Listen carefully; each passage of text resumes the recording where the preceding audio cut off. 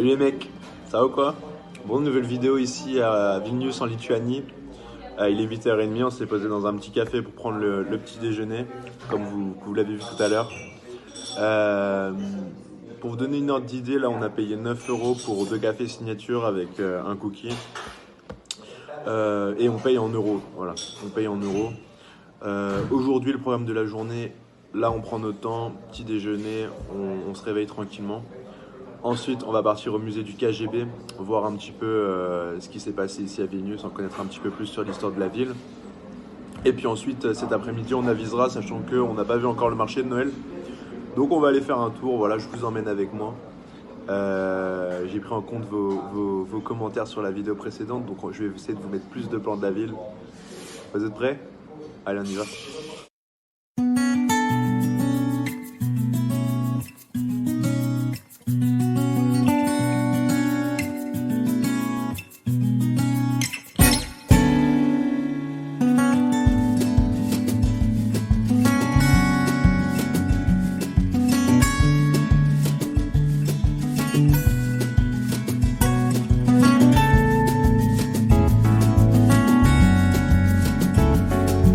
Bien, donc on se retrouve donc devant le musée du KGB. On va aller visiter ça tout de suite. Je sais pas combien c'est, je vous dirai ça quand on sortira. Je sais pas non plus si c'est très long, donc voilà, à découvrir. On y va.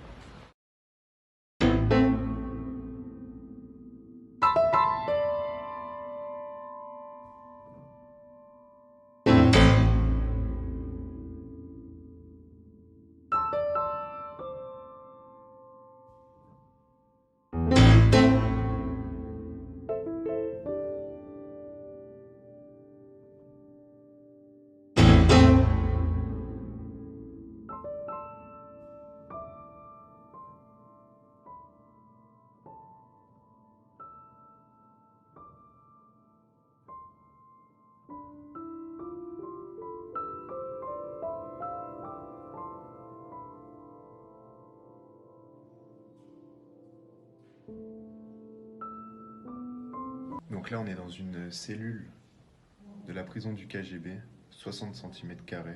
Je vous montre juste. Voilà, c'est vraiment tout petit, simplement un petit banc ici. Voilà. Et on peut fermer. Hop. Ça rend des conditions extrêmes.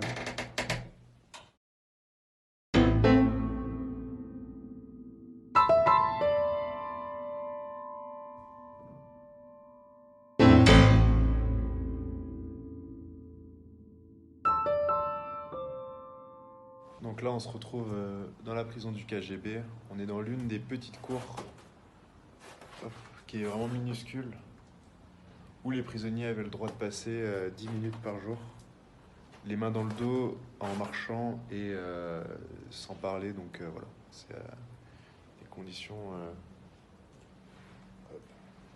assez extrêmes, encore une fois.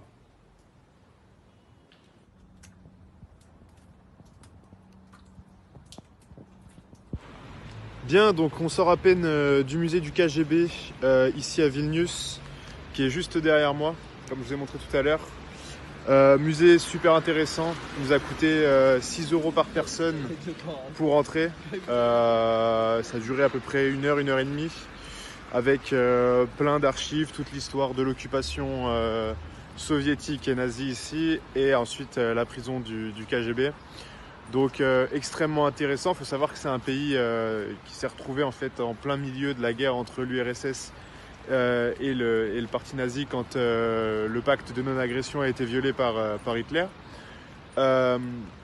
Et puis en fait c'est un pays qui a été d'abord occupé par la Russie, enfin par l'URSS, ensuite par les nazis et de nouveau par l'URSS jusqu'en 1990. Donc voilà, c'est un pays qui a énormément souffert. Opposants politiques, mais pas que. Il y a une résistance assez importante qui s'est organisée dans les forêts, dans la forêt lituanienne, dans des bunkers, etc.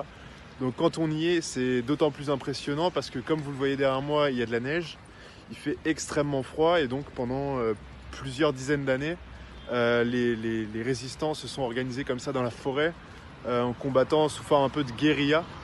Donc voilà, c'est vraiment ça force le respect et c'est extrêmement intéressant de voir tout ça. Et notamment voilà, les conditions d'enfermement comme je vous ai montré un petit peu, qui étaient extrêmement rudes. Et voilà, on a parfois un peu de mal à comprendre ce qu'a été l'URSS et son fonctionnement. Et là, franchement, c'est assez touchant et émouvant.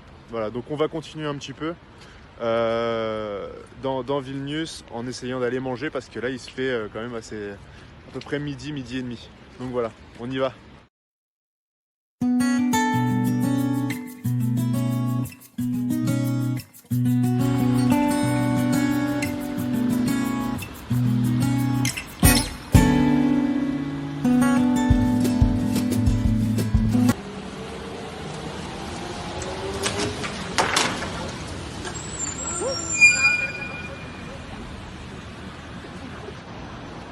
Alors là, il y a un accident de bus. Il est décroché. Donc il faut le remettre. Aïe aïe aïe aïe aïe. Vous voyez, ils sont accrochés comme ça. Et bah là, il s'est décroché. On se retrouve à l'entrée du quartier d'Ūupis. Donc c'est un quartier indépendant de la ville de Vilnius. Quartier bohème un peu sur le même système que Christiania. À Copenhague, donc en fait c'est un quartier indépendant avec une propre constitution, des règles, etc. qui sont différentes de celles de la Lituanie.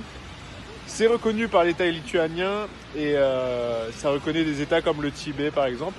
Donc on va aller voir un petit peu ce que ça donne.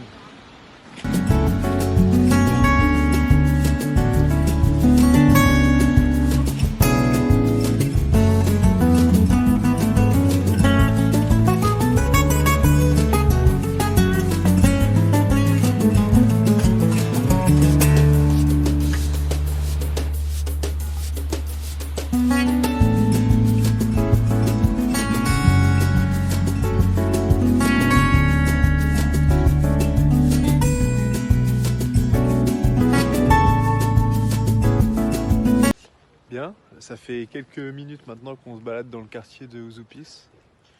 Il y a des petits trucs comme ça un petit peu, voilà, c'est très artistique, c'est très calme.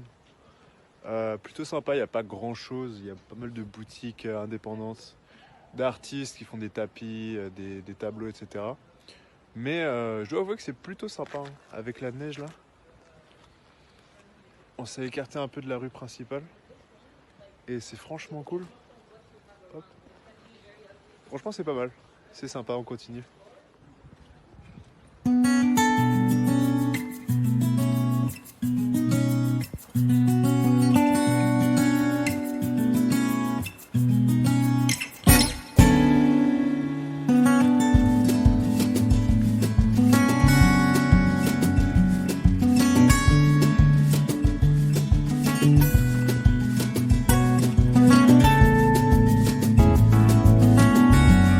Bien, donc là on sort à peine du parc où on s'est baladé, c'est très sympa, très calme, il y avait pas mal de neige, des endroits où ça glissait quand même pas mal, donc voilà, on a fait une bonne balade.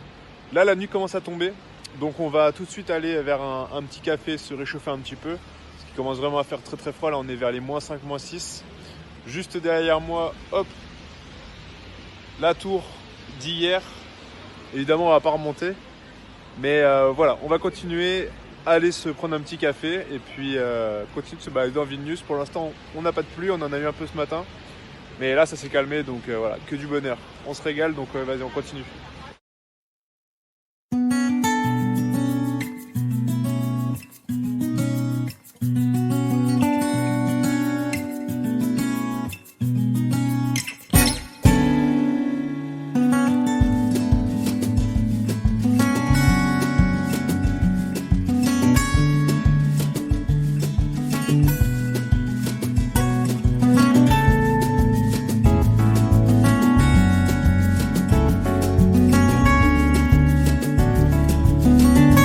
Bon les gars, scène assez marrante, là on sort du restaurant.